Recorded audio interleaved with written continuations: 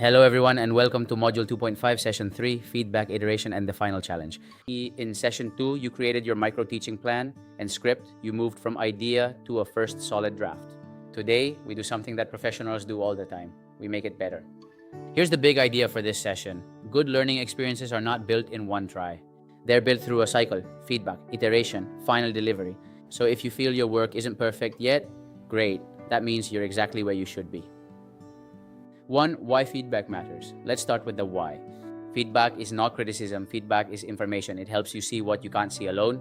When we design learning, we often have blind spots. We know what we mean, but learners might not. So feedback helps us check things like, are the instructions clear? Does the activity match the objective? Is the timing realistic? Does everyone feel included and supported? Feedback offers information, not judgment. Feedback versus criticism. Criticism sounds like, I don't like it. That's not helpful because it doesn't tell you what to change. Constructive feedback sounds like, this part worked because, or I got confused here, so a clearer example could help.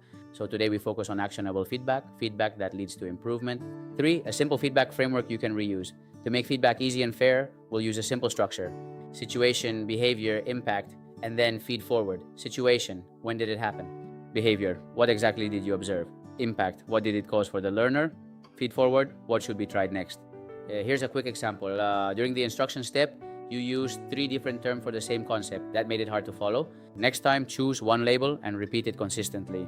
That's specific, respectful, and useful. If you learn what to look for, the feedback checklist. When you review a partner's work, focus on these quality markers.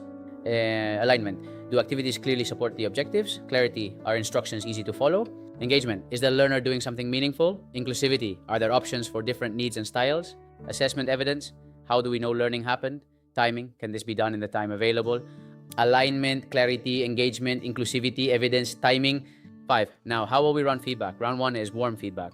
Your job is to identify strengths, what should stay, because when people revise, they often accidentally remove the best parts. So protect what's working. Round 2 is cool feedback. This is where you identify gaps, confusion points, or missing links. Ask questions like, where might learners get stuck? What outcome is not fully supported yet? Round 3 is priority actions. Here's the key: don't try to fix everything. Now choose your top 3 improvements. 1 major improvement that will create a big impact, and 2 supporting improvements that strengthen the design.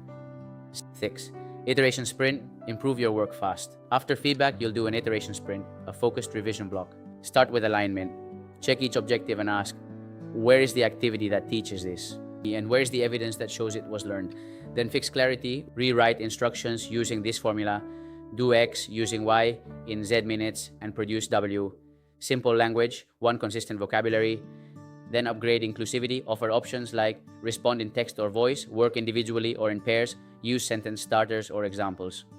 7, final challenge, what you submit. At the end, you'll submit your final challenge with your final micro-teaching plan or script, a short summary of peer feedback received, and your 3 key improvements and why you chose them.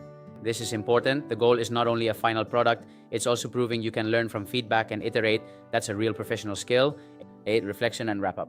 Before we close, take 1 minute to reflect. What feedback helped you the most? What did you change and why? What will you do differently next time you design learning? And that's session 3.